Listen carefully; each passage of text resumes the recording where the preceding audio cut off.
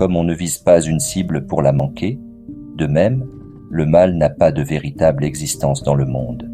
Cette puissante citation d'Épictète incarne toute la profondeur de sa sagesse stoïcienne.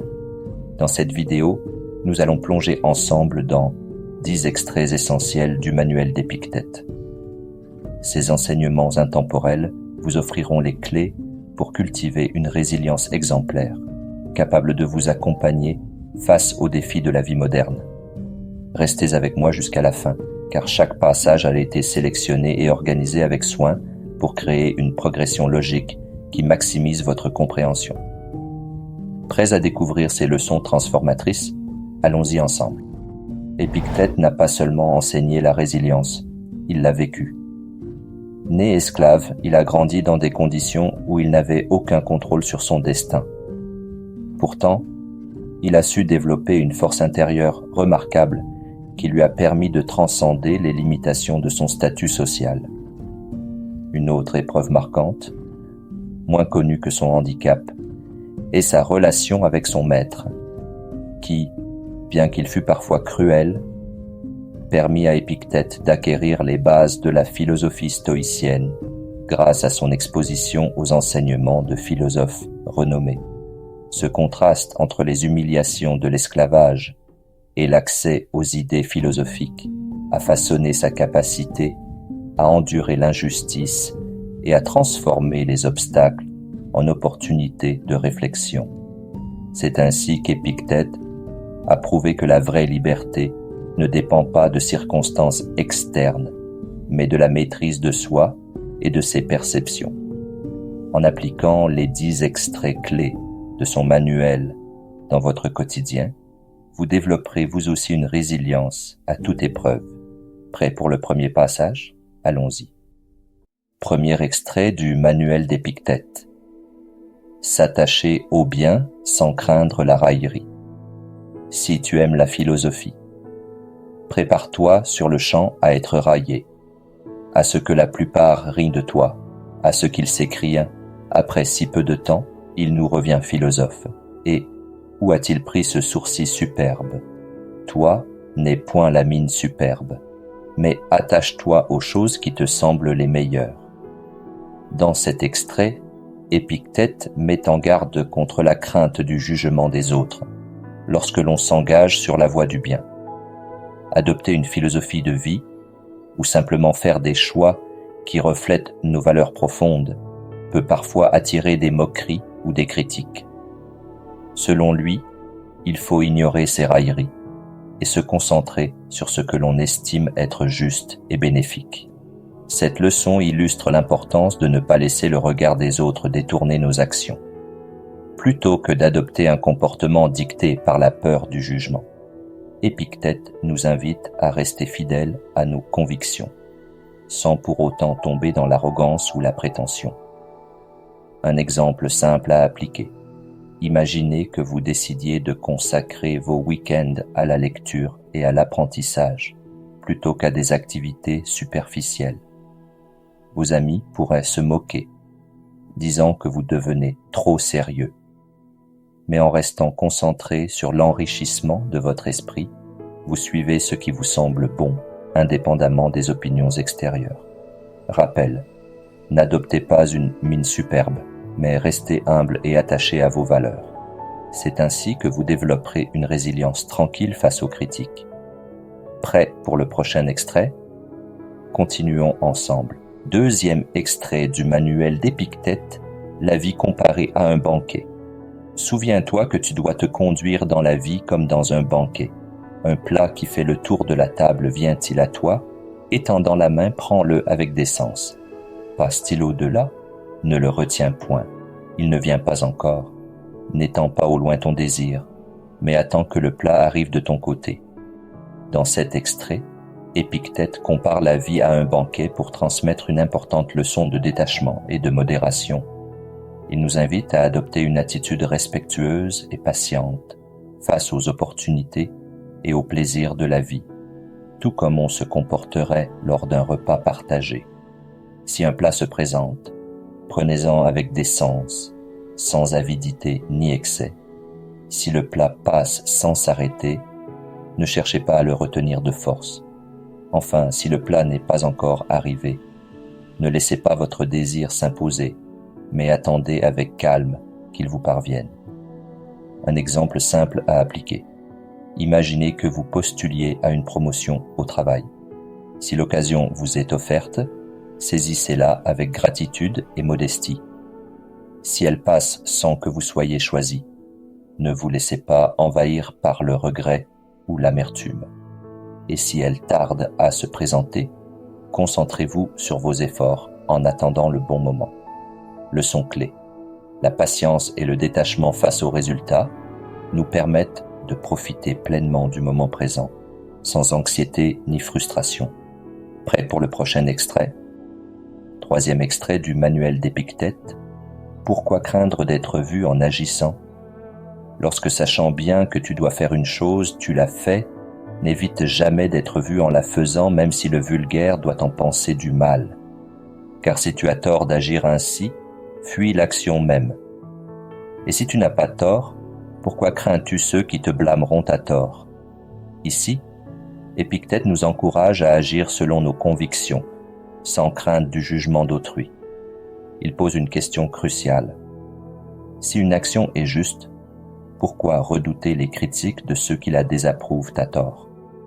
En revanche, si cette action est mauvaise, mieux vaut la rejeter, qu'importe ce que les autres en pensent.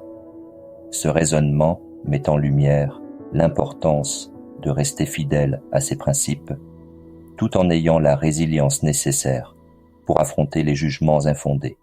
Un exemple simple à appliquer. Imaginez que vous souhaitiez adopter un mode de vie plus sobre et respectueux de l'environnement. Certains pourraient se moquer ou minimiser vos efforts, affirmant que cela ne changera rien. Cependant, si cette démarche est alignée avec vos valeurs, persistez avec assurance.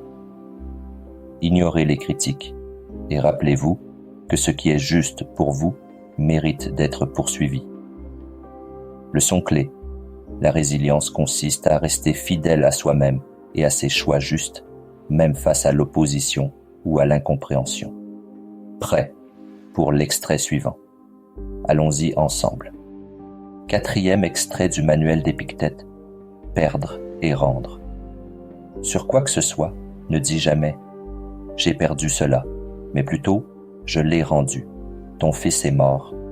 Tu l'as rendu. Ta femme est morte. Tu l'as rendu. On m'a pris ma terre. Encore une chose que tu as rendue. Dans cet extrait, Épictète nous invite à revoir notre rapport à la perte en adoptant une perspective stoïcienne. Il ne s'agit pas de considérer un décès ou une perte comme une privation, mais comme un acte de restitution. Cette vision repose sur l'idée que tout ce que nous possédons, être cher, bien matériel, santé, nous est prêté par la vie ou par le cosmos. Ainsi, lorsque quelque chose ou quelqu'un nous est enlevé, nous ne le perdons pas réellement. Nous le rendons à l'univers. Un exemple simple à appliquer. Imaginez qu'une opportunité professionnelle à laquelle vous teniez vous échappe. Plutôt que de vous lamenter sur ce que vous avez perdu, percevez cette situation comme une transition. Cette opportunité ne vous appartenait que temporairement. Acceptez ce changement avec sérénité et concentrez-vous sur les nouvelles opportunités qui pourraient se présenter. Leçon clé. En comprenant que tout est éphémère et prêté, vous développez une résilience face à la perte. Ce détachement permet d'avancer avec plus de sérénité vers le prochain extrait. 5e extrait. Tout ce qui n'est pas nous ne doit être pour nous qu'un accessoire. Si dans un voyage sur mer, ton navire aborde et que tu en sortes pour faire provision d'eau, tu peux, en passant, ramasser sur ton chemin un coquillage ou une plante. Mais il faut que tu aies l'attention fixée sur le navire et que sans cesse tu regardes derrière toi si par hasard le pilote ne t'appelle point. Dans cet extrait, Épictète utilise l'image d'un voyageur sur un navire pour illustrer une leçon fondamentale du stoïcisme. Ne pas s'attacher excessivement à ce qui est extérieur à nous. Le coquillage ou la plante ramassée sur le chemin symbolise les plaisirs, possessions ou distractions de la vie. Le navire, quant à lui, représente notre mission ou notre objectif essentiel. L'idée est claire. Si nous nous laissons trop absorber par des choses secondaires, nous risquons de manquer l'appel du pilote, c'est-à-dire l'opportunité ou l'essentiel. Un exemple simple à appliquer. Supposons que vous soyez engagé dans un projet personnel important. Vous pourriez être tenté de consacrer beaucoup de temps à des activités secondaires, comme des réseaux sociaux ou des divertissements. Bien qu'il soit agréable de s'y consacrer brièvement, restez vigilant. Ne perdez jamais de vue vos priorités principales. Leçon clé. Tout ce qui est externe à notre mission de vie ne doit être qu'un accessoire, jamais un objectif central. Cette perspective permet de garder son attention sur ce qui compte vraiment et d'éviter les distractions inutiles. Passons à présent au 6e extrait de ce résilient stoïcien. 6e extrait du manuel d'Épictète. L'homme ne peut rencontrer d'autre obstacle que lui-même. La maladie est pour le corps un obstacle, mais pour le libre arbitre, nullement, s'il ne le veut lui-même. Boiter est pour la jambe un obstacle, mais nullement pour le libre arbitre. Sur tout ce qui arrive, dis de même. Tu trouveras que c'est un obstacle pour quelque autre chose. Mais pour toi, non. Dans cet extrait, Épictète enseigne une vérité fondamentale. Nos véritables obstacles ne viennent pas de l'extérieur, mais de notre manière de percevoir et de réagir aux événements. Une maladie, par exemple, peut affecter le corps, mais elle n'a aucun pouvoir sur notre libre arbitre ou notre capacité de choisir notre réponse émotionnelle et mentale. De même, un handicap physique tel que boiter est une limitation pour le corps, mais pas pour l'esprit, à moins que nous ne décidions de le voir ainsi. Un exemple simple à appliquer. Imaginons que vous ayez un retard imprévu dans un projet. Vous pouvez soit céder à la frustration et vous décourager, soit utiliser ce temps pour réfléchir à de nouvelles idées ou améliorer d'autres aspects du projet. La situation n'est pas l'obstacle, c'est votre interprétation qui peut l'être. Leçon clé. Reconnaître que le véritable obstacle se trouve souvent dans notre esprit nous libère pour surmonter les défis avec résilience et clarté. En appliquant cette perspective, nous transformons les épreuves en opportunités de croissance. Prêt pour l'extrait suivant? 7e extrait. L'éducation des femmes. Les femmes ont à peine atteint leur 14e année que les hommes les appellent leurs maîtresses. Elles jugent de là que nulle autre qualité n'est en elles, si ce n'est de pouvoir servir au plaisir des hommes. Elles commencent donc à se parer et dans leur parure, mettre tout leur espoir. Mais c'est chose digne à tenter que de leur faire sentir que rien ne peut les rendre respectables, si ce n'est la modestie et la pudeur. Dans cet extrait, Épictète met en lumière une réalité socio-culturelle de son époque.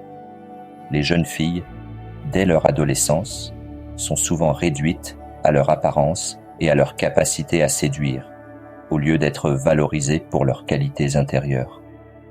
Cela peut les conduire à se concentrer excessivement sur leur parure, en oubliant les valeurs essentielles telles que la modestie et la pudeur qui, selon le philosophe, sont les véritables sources de respectabilité. Exemple simple à appliquer. Si vous êtes parent ou éducateur, rappelez aux jeunes femmes et aux jeunes hommes que leur valeur ne réside pas dans leur apparence, mais dans leur caractère, leur esprit et leurs actions.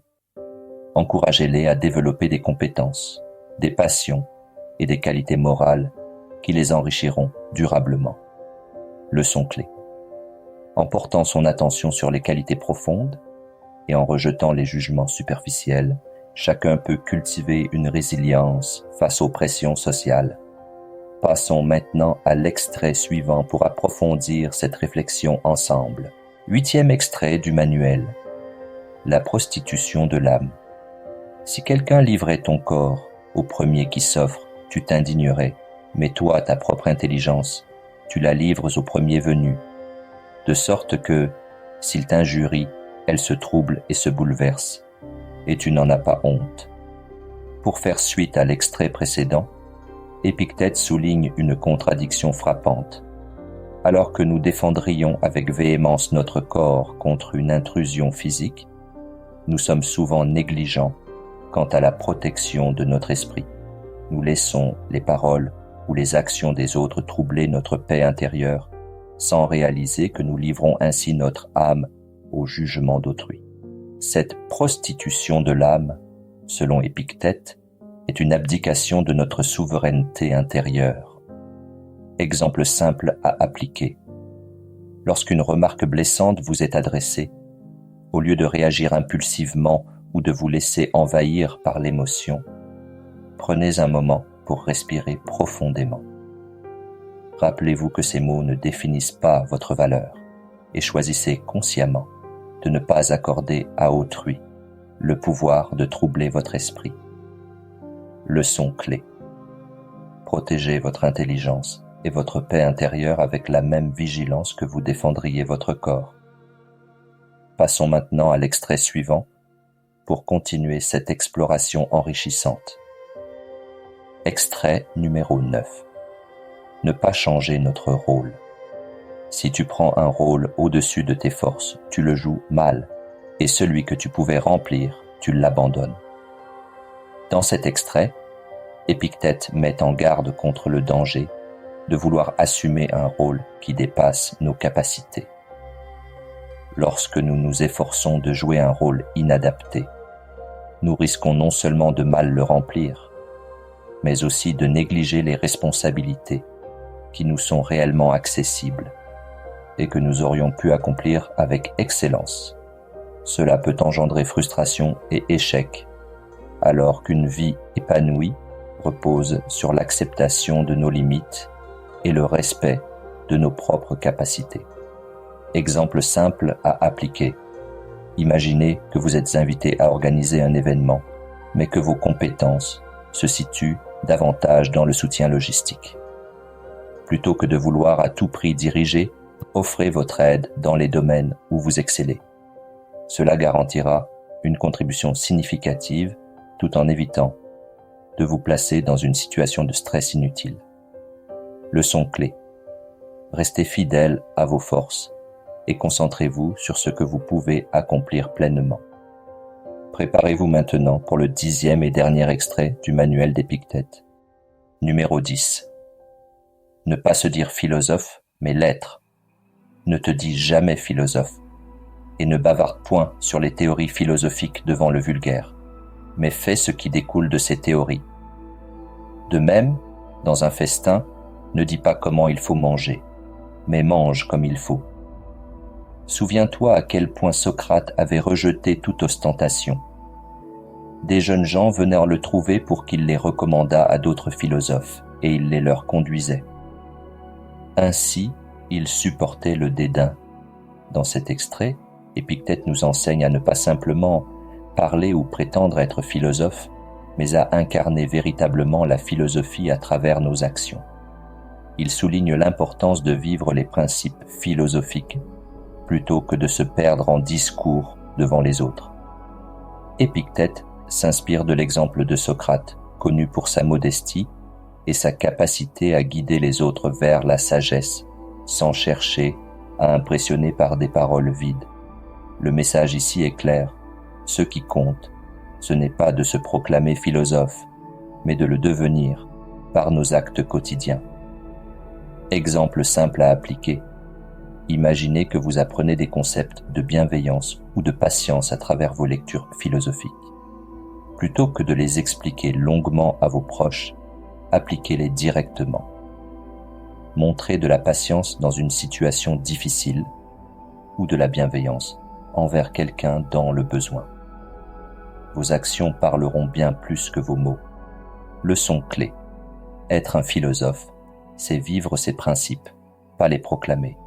Poursuivons ensemble vers le résumé et la conclusion. À travers ces 10 passages du manuel d'Épictète, nous avons exploré les fondements d'une résilience exemplaire, construite sur des valeurs telles que la maîtrise de soi, la clarté d'esprit et l'acceptation de ce qui échappe à notre contrôle. Épictète nous rappelle que nos actions doivent être alignées avec nos principes et que chaque défi est une opportunité de grandir intérieurement. La véritable force ne réside pas dans ce qui nous arrive, mais dans la manière dont nous choisissons d'y répondre. Conseil pratique. Commencez par intégrer une seule idée dans votre quotidien. Par exemple, appliquez le principe de ne pas vous attacher aux choses extérieures comme à des absolus, mais comme à des accessoires de passage.